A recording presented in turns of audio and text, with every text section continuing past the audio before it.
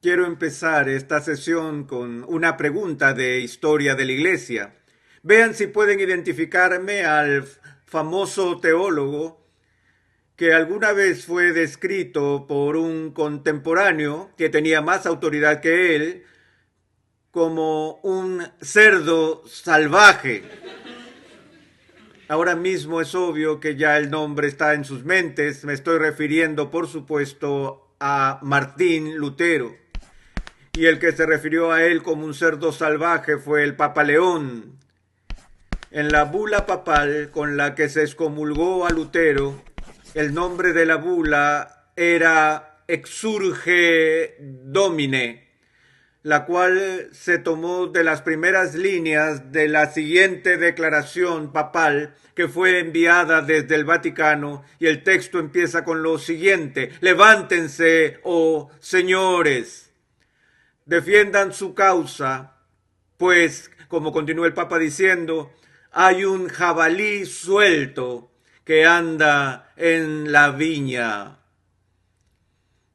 Según la leyenda, el Papa León tenía mucho que decir de Lutero después que éste publicara sus 95 tesis, las que habían creado tanto revuelo por toda Alemania, tal controversia que se extendió por Europa y que llegó al Vaticano en Roma. Cuando Leo se dio cuenta, él dijo: ¡Ah! Es un alemán borracho. Va a cambiar de opinión cuando esté sobrio. Y les digo esto para resaltar el hecho de que en el siglo XVI era aceptable que en las disputas teológicas no se discutieran los asuntos en un tono gentil o muy educado, sino más bien en una forma bastante mordaz de debate polémico. Así que si leen los escritos del siglo XVI, en ambos lados de la controversia, pareciera como si estas personas son implacables en sus ataques unos a otros. Pero aún en medio de tal multitud de polemistas despiadados, Martín Lutero era único en su especie. Era tan intransigente, tan rimbombante, a veces tan grosero, que algunos han sugerido que él sufría de un problema mental. Eso es lo que me gustaría tratar en esta sesión: el juicio desde la perspectiva del psicoanálisis del siglo XX es, o se ha establecido, que Martín Lutero estaba de hecho demente. Y si ustedes son protestantes y ese veredicto es cierto, eso significa que las raíces de su propia persuasión religiosa podría originarse en un demente.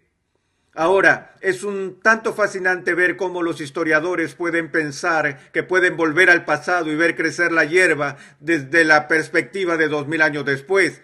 Bueno, no hay límites para el optimismo de ciertos psicoanalistas que piensan que pueden volver atrás en las páginas de la historia y desde una gran distancia ser capaces de diagnosticar el estado psicológico de alguien que vivió hace 400 o 500 años atrás o lo que sea.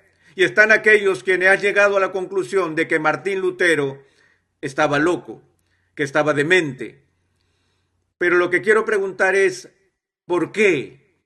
¿Qué vería la gente en Lutero que les provocaría pensar que quizás el hombre estaba fuera de sí? Ya les he mencionado esa extraordinaria intransigencia de Lutero.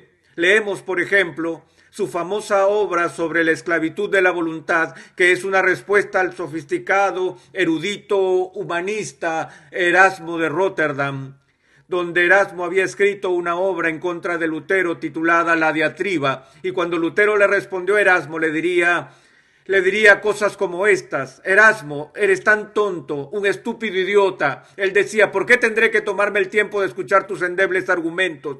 Él dijo: oh, tú eres elocuente, tu pluma es maravillosa. Él dijo: pero leer el material que has escrito, le dijo, es como ver a alguien caminando por la calle llevando platos de oro y de plata, pero que están llenos de estiércol. Así es como Lutero iniciaba un debate teológico. No voy a traducir esas palabras a la lengua vernacular, pero creo que se entiende la idea. Lutero no solo era intransigente en su discurso, sino que era claramente neurótico, en especial con su salud. Era hipocondríaco. Toda su vida sufrió de ansiedad nerviosa y un estómago delicado. Toda su vida me identifico con eso. Tenía cálculos renales, sé que es eso. Predijo su muerte 6 o 7 veces. Cada vez que Lutero tenía un dolor de estómago, él estaba seguro que era algo mortal. Y siempre estaba chequeando a su alrededor por si el ángel de la muerte estaba por caerle en sorpresa y lo visitaba con algún tipo de juicio. Sus fobias eran muchas y legendarias.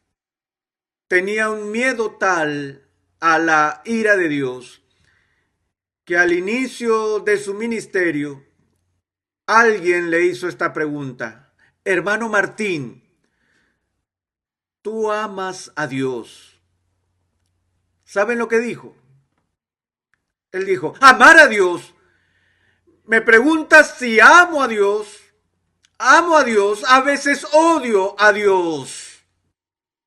Veo a Cristo como un juez destructor que solo me mira para evaluarme y hacer caer aflicciones sobre mí. Imagínense a un joven preparándose para el ministerio que declara que pasa por periodos de odio a Dios y que ese odio estaba muy relacionado con este miedo paralizante que Lutero expresó que tenía para con Dios. Sabemos que cuando Lutero era joven, su padre tenía planes para que fuera un distinguido abogado. Y el viejo Hans Lutero, un minero de carbón de Alemania, ahorró dinero para hacer posible que su hijo vaya a la mejor escuela de derecho en el continente. Y cuando Lutero llegó a ser estudiante de derecho, se distinguió rápidamente como una de las mentes jóvenes más brillantes en el campo de la jurisprudencia en toda Europa. Pero en medio de esta experiencia, una tarde él estaba regresando a casa, montando a caballo, cuando de repente una tormenta surgió de la nada. Y Lutero se encontró atrapado en el camino y en medio de una violenta tormenta eléctrica. Y los rayos eran brillantes y los truenos estallaban cuando de repente un rayo cayó tan cerca de su caballo que Lutero fue arrojado del caballo al suelo y luego al punto que tuvo que tocar su cuerpo para ver si todavía estaba vivo. Allí lo que hizo en medio de ese encuentro tan cercano con la muerte fue clamar: Santa Ana, ayúdame, me convertiré en un monje. Él tomó esta experiencia dramática como un presagio divino en su vida y como un llamado al ministerio. Así que, para total decepción de su padre, Lutero abandonó la escuela de derecho y se incorporó a un monasterio donde empezó su entrenamiento para ser un sacerdote. Ahora, no hay muchas personas que tengan ese tipo de reacción luego de un encuentro cercano con un rayo. En cambio, Lutero fue movido a cambiar toda su vida, entrar en el monasterio y a renunciar a su carrera. Y todo esto no por amor a Dios, sino por una preocupación fóbica por la ira de Dios. Entonces, cuando el día finalmente llegó en que Lutero sería ordenado y celebraría su primera misa, y finalmente su padre y su familia habían hecho algo de paz con la decisión precipitada de su hijo, hasta Hans Lutero decidió ir y asistir a la celebración de la primera misa que su hijo iba a realizar. Y como saben, Martín Lutero se había distinguido en la escuela como un destacado erudito y como un orador excepcional.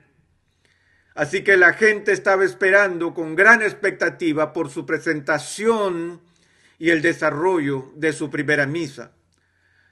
Ahora deben entender esto, que en la Iglesia romana, en la celebración de la misa, La creencia de la Iglesia romana es que en medio de esta observación, un milagro divino, sobrenatural e inmediato se lleva a cabo.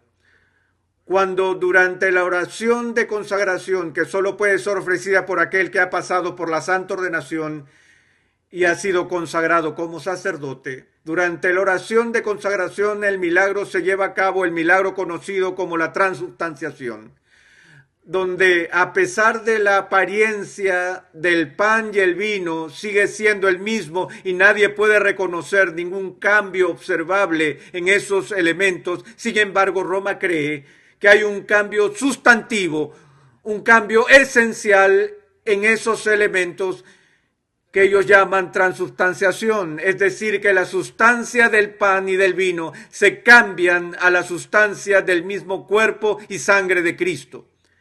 Aunque los accidentes, es decir, las cualidades externas perceptibles del pan y el vino siguen siendo las mismas.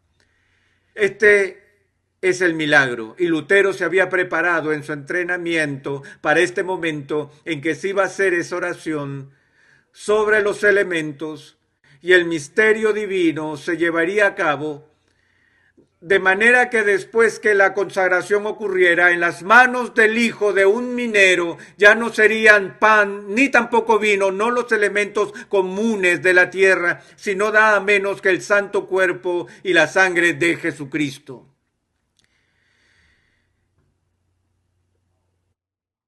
Y así llegó el momento en la misa en que se pronunciaría la oración, y todos esperaban que Lutero dijera las palabras de la consagración.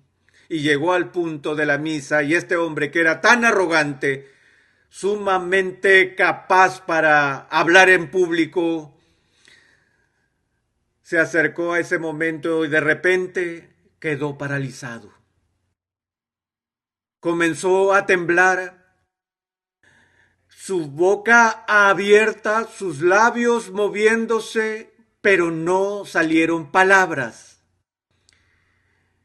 Es como si la gente sentada en la congregación tratara de sacarle las palabras de su boca, y su padre escondió la cara de vergüenza al ver que su hijo no podía, ni siquiera podía realizar la simple celebración de la misa que él había aprendido de memoria una y mil veces. Todo el mundo pensó que simplemente se olvidó las líneas.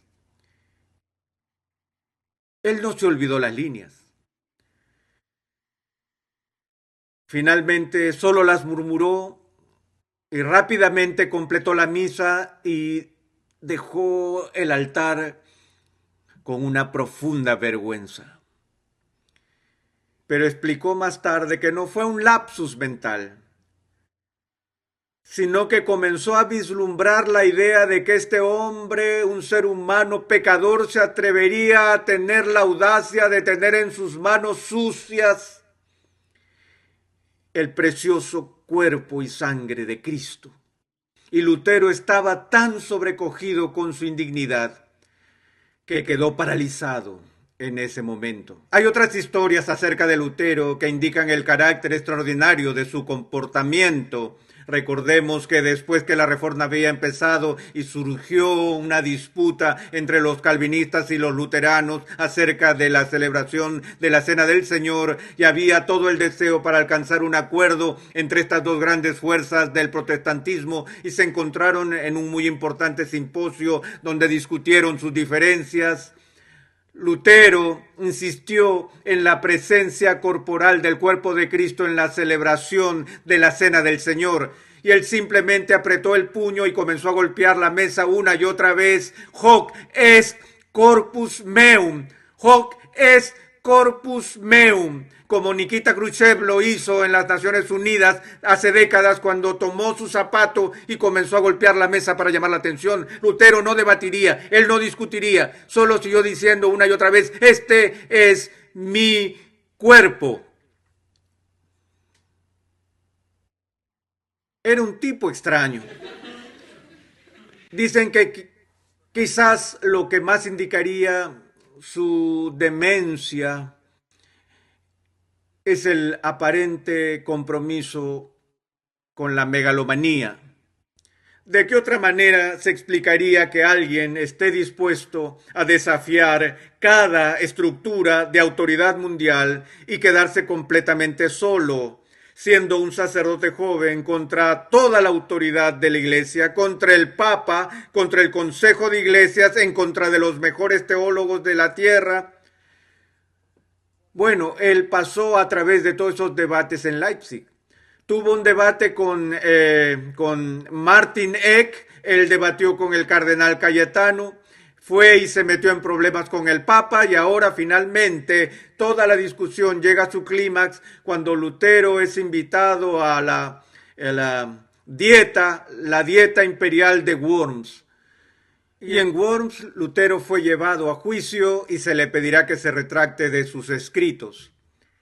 Y sería juzgado no solo ante las autoridades eclesiásticas, sino también ante las autoridades seculares. Y se le concedió un salvoconducto para llegar a esta ocasión trascendental para su juicio. Y antes de llegar allí, de manera típica, le preguntan: bueno, ¿qué vas a decir cuando llegues a Worms?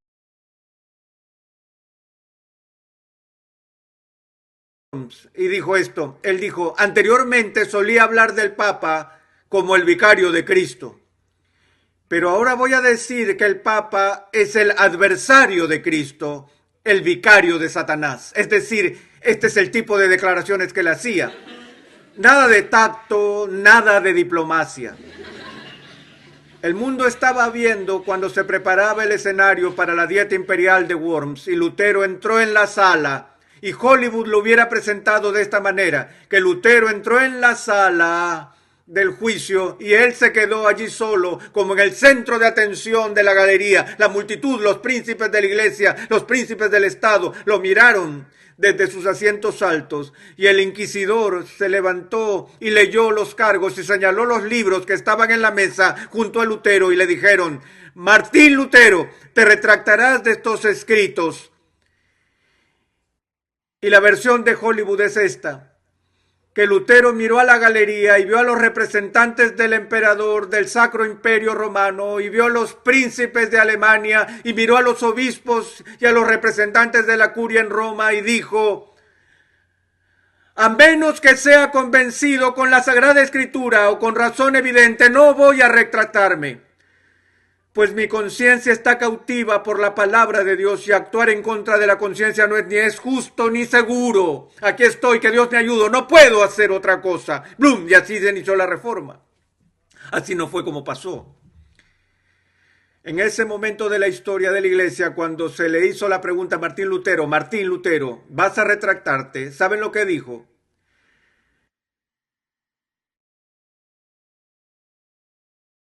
Él contestó la pregunta y nadie en la sala pudo oír lo que había dicho.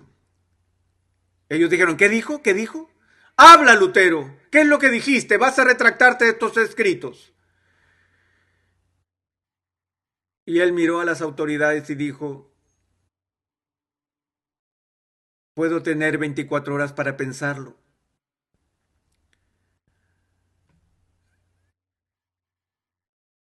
No sabía si estaba en lo correcto. Y se le concedió el tiempo adicional. Y se retiró a su celda a orar en privado y meditar. Y escribió una oración esa noche, que ha sobrevivido hasta hoy. Y me gustaría leerles una porción de esa oración para que puedan tener una idea de la angustia del alma que Martín Lutero soportó la noche antes del veredicto final. Para Lutero, este fue un Getsemaní privado. Y oró así: oh Dios, todopoderoso Dios y eterno, cuán espantoso es el mundo. Mira cómo su boca se abre para tragarme, y cuán pequeña es mi fe en ti. Oh, la debilidad de la carne y el poder de Satanás. Si tengo que depender de cualquier fortaleza de este mundo, todo ha terminado. Las campanas han sonado, la sentencia ha sido promulgada. Oh Dios, oh tú, Dios mío, ayúdame contra toda la sabiduría de este mundo. Hazlo, te lo suplico. Tú deberías hacer esto con tu gran poder. porque la labor no es mía, sino tuya. Yo no tengo nada que hacer, no tengo nada por lo cual contender con estos grandes hombres del mundo. Yo gustosamente pasaría mis días en felicidad y paz, pero la causa es tuya y es justa y eterna. Oh Señor, ayuda, oh fiel e inmutable Dios. No me apoyo en hombres, sería vano. Todo lo que es del hombre se tambalea. Todo lo que procede del hombre debe fallar. Dios mío, ¿acaso no me oyes? Dios mío, ¿acaso no vives más? No, tú no puedes morir, tú no haces más que esconderte. Tú me has elegido para esta labor, yo lo sé. Por tanto, Dios, cumple tu propia voluntad y no me abandones por amor de tu amado Hijo Jesucristo, mi defensa, mi escudo, mi fortaleza. Y continúa de la misma manera. A la mañana siguiente, cuando Lutero regresó a la sala en la dieta de Worms, y de nuevo el inquisidor le hizo la pregunta, él dijo: hermano Martín, ¿se retractará ahora de estas enseñanzas?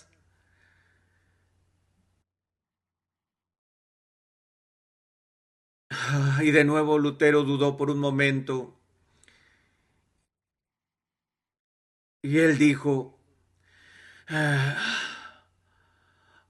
no ser que sea convencido por las sagradas escrituras o por razón evidente.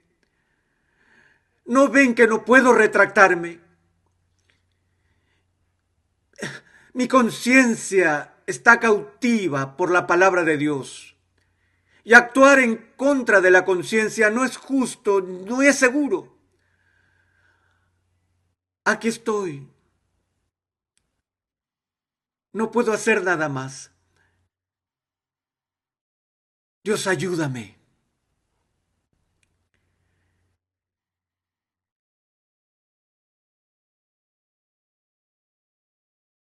Megalomanía,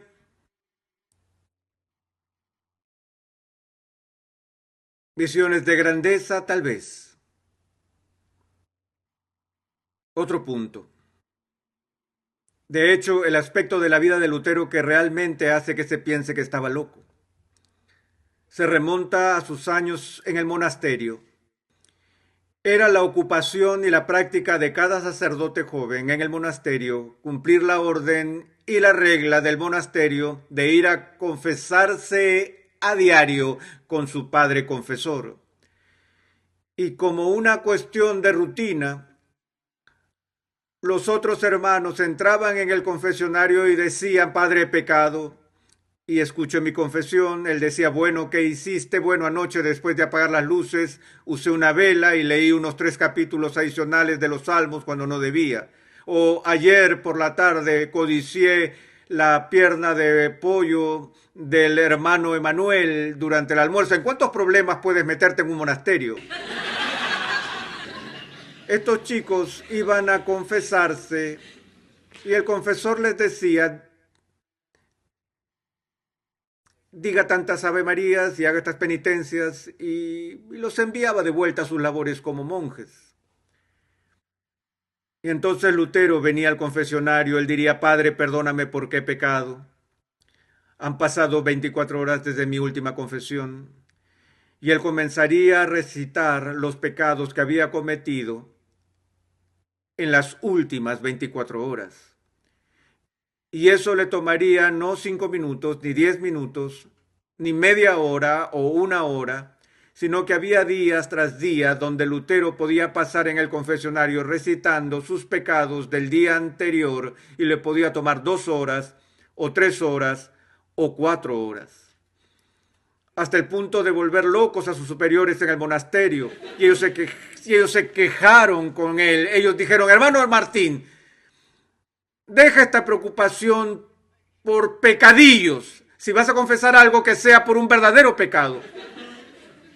Pero todo lo que Lutero hacía eran esas cosas pequeñas que más bien empezó a verse como que le gusta holgazanear. Ellos dijeron: ¿qué es esto? ¿Te gusta pasar el tiempo en el confesionario ni no quieres hacer las tareas que se te asignan? pero su confesor entendió que en Lutero no había otra cosa, sino que era honesto con eso.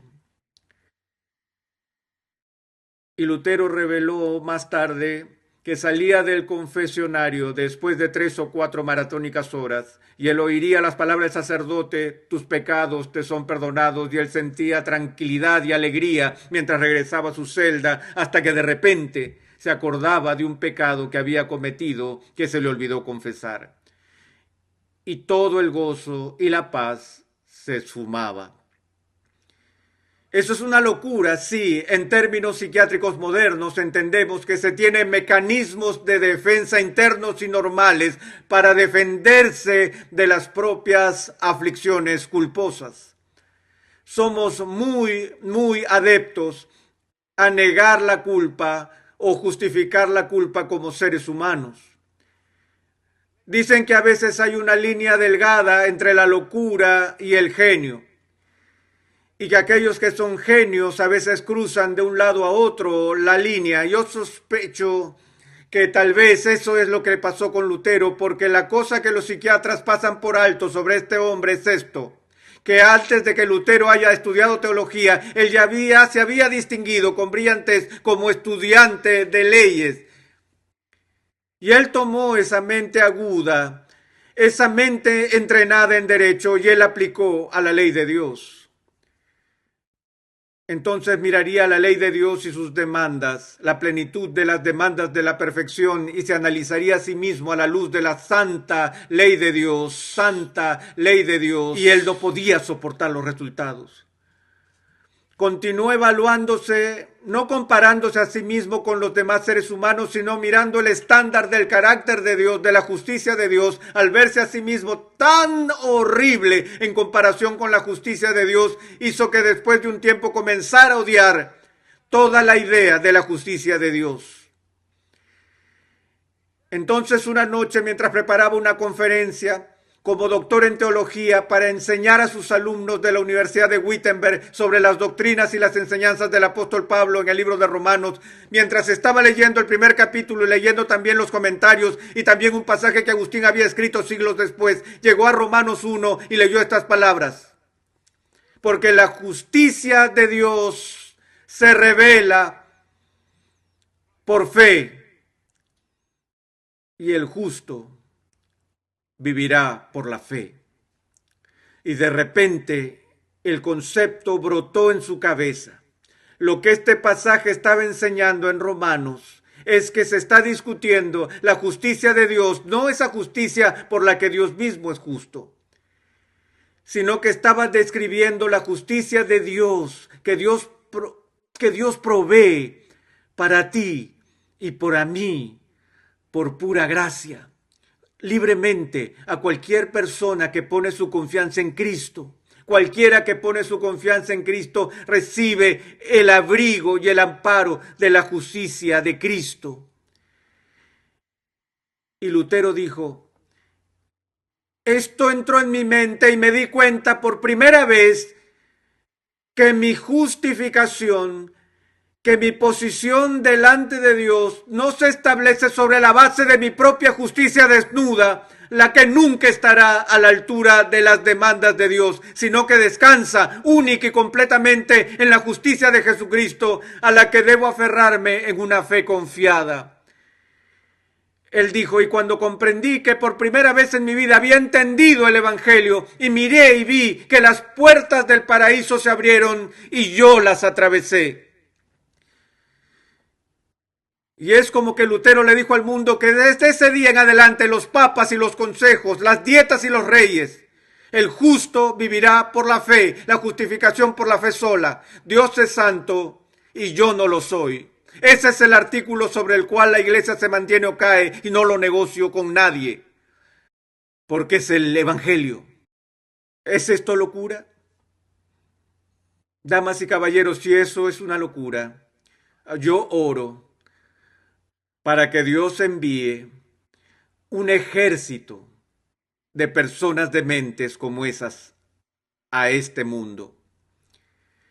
Que el Evangelio no pueda ser eclipsado, que podamos entender que en la presencia de un Dios santo que como nosotros que somos injustos podemos ser justificados, es por el hecho de que Dios en su santidad, sin negociar su santidad, nos ha ofrecido la santidad de su Hijo, como el amparo por nuestro pecado, que todo el que cree en Él no se pierda, mas tenga vida eterna.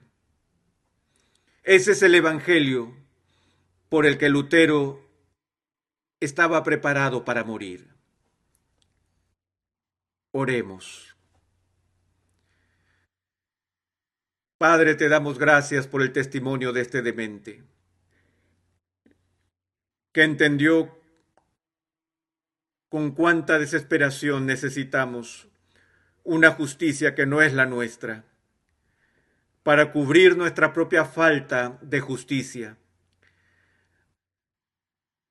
Padre, te damos gracias porque no nos pusiste al borde del abismo, del infierno como lo hiciste con Lutero, que no nos has llevado al punto de la desesperación antes de que hayamos sido capaces de ver la dulzura y la gloria de Cristo, pero si es necesario para que cualquier persona que escuche este mensaje lo abrace, entonces ruego Dios que el ángel de la muerte sea enviado a la conciencia de todos los que rechazan esta gracia, hasta que como Lutero estén listos para saltar de alegría al entender que su justicia está en Cristo y solo en Cristo.